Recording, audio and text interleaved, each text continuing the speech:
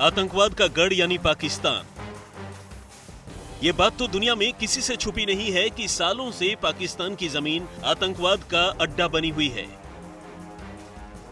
14 फरवरी को पुलवामा हमले के बाद पाक के प्रधानमंत्री इमरान खान का ये बयान तो आपको याद ही होगा, जब उन्होंने खुद कबूल किया था कि 10 साल में पाकिस्तान की जमीन पर 70,000 लोग आतंकवाद का शिकार हुए हैं। यहाँ 10 साल से कुछ 70,000 कैजुअल्टीज हुई हैं और मैं 10 साल से कितने अस्पतालों में गया हूँ और जिधर मैंने लोगों को देखा है, बॉम्ब ब्लास्ट विक्टिम जिनके बाजू नहीं है, टांगे नहीं है, चल नहीं सकते, आंखें नहीं है।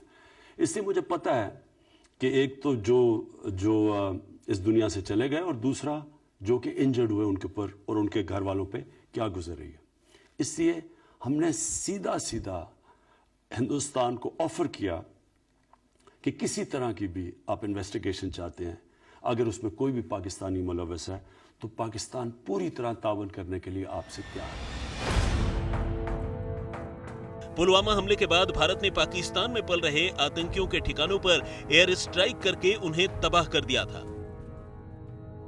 लेकिन अब भारत के बाद ईरान की सरकार के नेताओं और ईरानी सेना ने पाकिस्तान में आतंकियों के खिलाफ कार्रवाई की चेतावनी दी है, क्योंकि पाकिस्तान ये कर पाने में नाकाम रहा है। पाकिस्तान के बालाकोट में जैश ए मोहम्मद के आतंकी कैंप पर भारतीय वायुसेना ने 26 फरवरी को एयर स्ट्राइक किया था। इसके बाद ईरान ने भी पाकिस्तान पर दबाव बनाना शुरू कर दिया है। अमेरिकी राष्ट्रपति डोनाल्ड ट्रंप कई बार अंतर्राष्ट्रीय मंचों पर कह चुके हैं कि पाकिस्तान आतंकवादियों का पनाहगाह बना हुआ है। आपको बता दें कि IRGC कुर्द सेना के प्रमुख जनरल कासिम सुलेमानी ने पाकिस्तानी सरकार और उनके सैन्य प्रतिष्ठान को कड़े शब्दों में चेतावनी दी है।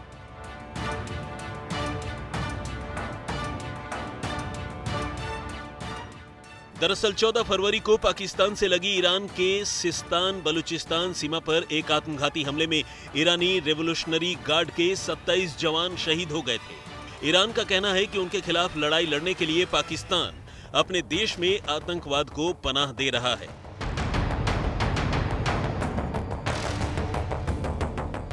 कुर्द सेना के कमांडर जनरल कासिम सुलेमानी ने कहा है कि अगर पाकिस्तान ने अपनी जमीन पर पनप रहे आतंकवाद को खत्म नहीं किया तो उन्हें गंभीर परिणाम भुगतने पड़ सकते हैं। आपको बता दें कि ईरान और भारत आतंकवाद के मुद्दे पर एक ही नाव में सवार हैं। पाकिस्तान में फल फूल रहे आतंकी भारत और ईरान के साथ साथ कई अन्य देशों पर भी हमले कर रहे हैं। इधर ईरान और भारत के बीच बीते कुछ समय में सहयोग बढ़ा है। ऐसे में आतंकवाद के मुद्दे पर ईरान भारत के साथ खड़ा नजर आ रहा है। क्राइम तक लगातार आपके सामने पाकिस्तान के झूठ से पर्दा उठाता रहा है। पाकिस्तान जितना चाहे बोलता रहे कि वो आतंकवाद के खिलाफ है, लेकिन पूरी दुनिया जानती है कि उसका असली चेहरा क्या है। इसलिए अब दुनिया का हर मुल्क उसकी जमीन पर पनप रहे आतंकवाद के अड्डों को तबाह करने के लिए जोर डाल रहा है। ब्यूरो रिपोर्ट, क्राइम तक।